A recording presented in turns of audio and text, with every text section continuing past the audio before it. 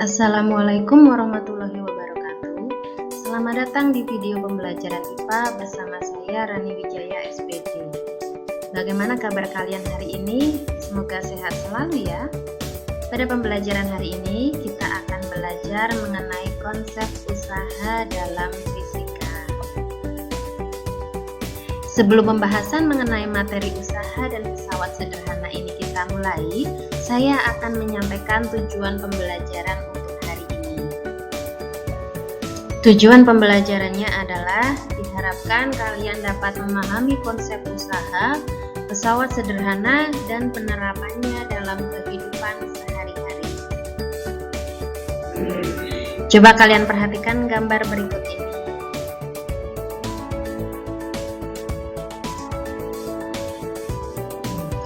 Pernahkah kamu mendorong tembok rumahmu dengan sekuat tenaga?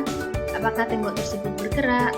Meskipun kamu mendorong dengan sekuat tenaga sampai berkeringat, ternyata tembok tidak bergerak, sehingga dikatakan kamu tidak melakukan usaha. Mengapa demikian? Mari kita pelajari uraian materi berikut ini dengan antusias dan sungguh-sungguh. Materi yang akan kita pelajari ini saya bagi menjadi 3 bagian. Yang pertama tentang usaha, yang kedua tentang daya, dan yang ketiga tentang pesawat sederhana. Materi pertama yang akan kita bahas yaitu tentang usaha. Usaha dalam bahasa Inggris disebut work, yang dalam ilmu fisika dilambangkan dengan huruf W. Usaha merupakan energi yang disalurkan gaya ke sebuah benda sehingga benda tersebut dapat bergerak. Berikut ini perumusan untuk usaha.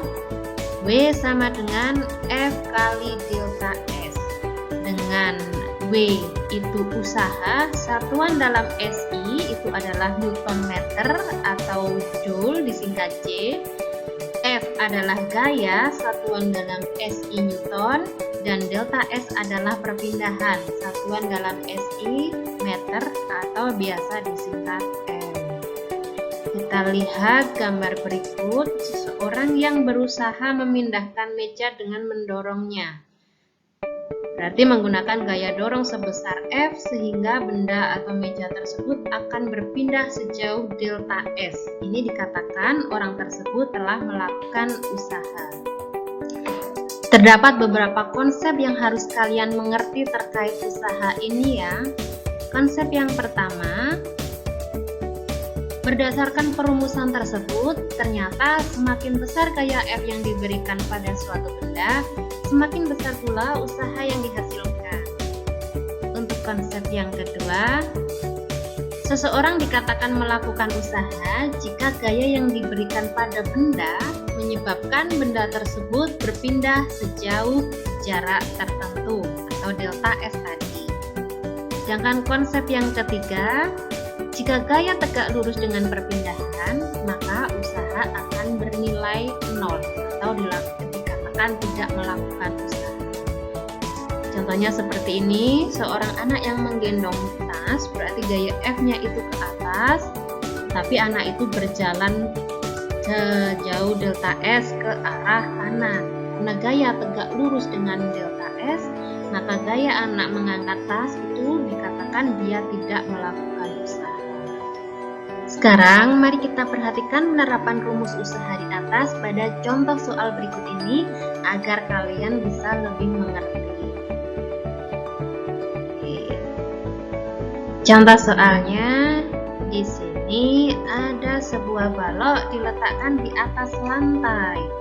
Sebuah balok diletakkan di atas lantai dan ditarik dengan gaya sebesar F. Ini gayanya ke arah kanan seperti terlihat pada gambar. Jika balok berpindah sejauh 50 cm, ini perpindahannya, hitunglah usaha yang dilakukan oleh gaya tersebut. Jika ada contoh soal seperti ini, maka hal pertama yang kalian lakukan adalah tulis dulu yang diketahui apa. Dari soal yang diketahui, ditarik dengan gaya sebesar 40 Newton, maka kamu tulis F-nya 40 Newton. Balok berpindah sejauh 50 cm, maka tulis delta S sama dengan 50 cm.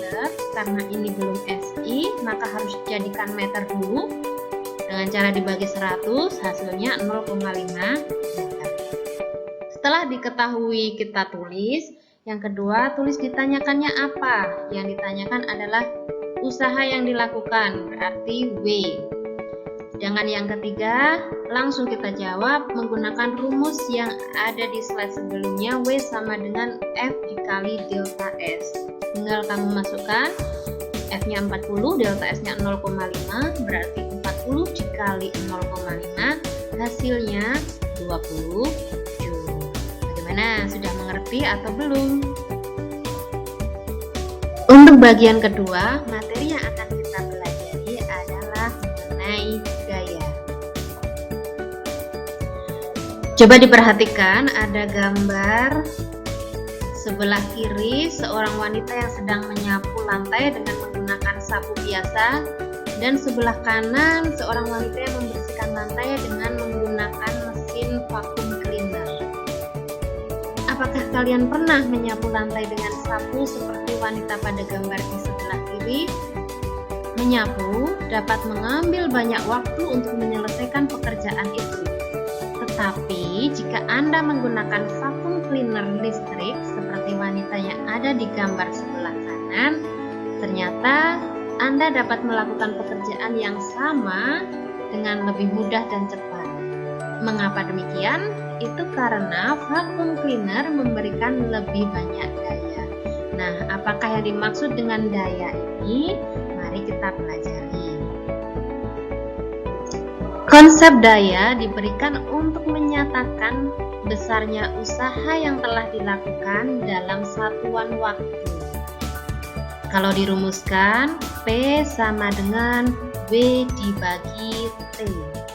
Keterangannya, P adalah daya, satuannya Joule per sekon atau biasa disebut watt. W-nya usaha, satuannya Joule, sedangkan T-nya adalah waktu, satuannya sekon. Agar bisa lebih memahami materi tentang daya tadi, coba kita perhatikan contoh soal berikut ini. Sebuah mobil yang mogok didorong dengan gaya sebesar 100 Newton. Jika mobil tersebut berpindah sejauh 4 meter dalam waktu 20 detik, berapakah daya dari pendorong tersebut?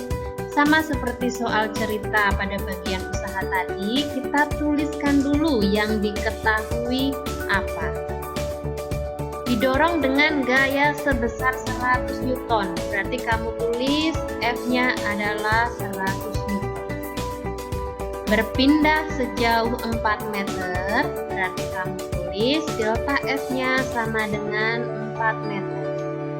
Dalam waktu 20 detik, berarti kamu tulis T-nya sama dengan 20 sekon.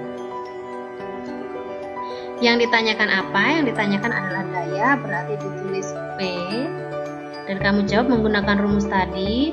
P sama dengan W dibagi T.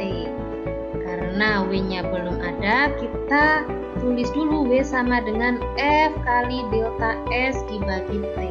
Masukkan angkanya, 100 dikali 4 dibagi 20.